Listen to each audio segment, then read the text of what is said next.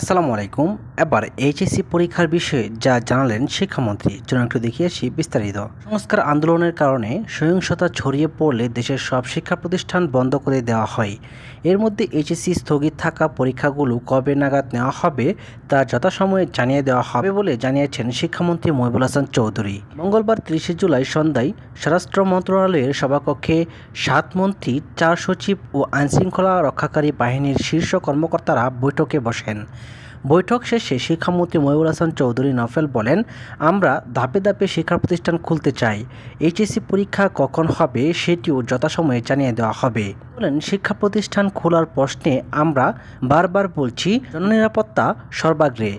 জননিরাপত্তার বিষয়টি বিবেচনায় নিয়ে আমরা সব কর্তৃপক্ষের সঙ্গে আলোচনা করে ধাপে ধাপে শিক্ষা প্রতিষ্ঠানগুলো খুলতে চাই।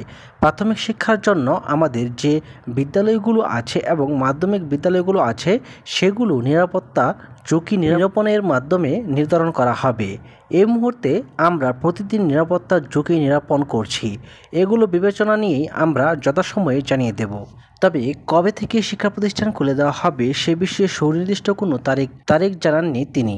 এ সময় সাধারণ শিক্ষার্থীদের আশ্বস্ত করে শিক্ষামন্ত্রী বলেন, আমরা এর আগেও বলছি যারা নিরপরাধ শিক্ষার্থী এবং যারা শান্তিপূর্ণভাবে এই আন্দোলন অংশগ্রহণ করেছেন তারা কেউই যাতে কোনো ধরনের প্রশাসনিক হয়রানির শিকার বা আইনি জটিলতায় না পড়েন তা দেখা হবে।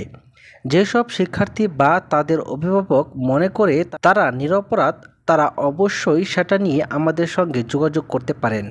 আমরা সরাসরি তাদের সব ধরনের সহযোগিতা দেব, কিন্তু সুনির্দিষ্টভাবে অবশ্যই সেগুলো বলা প্রয়োজন।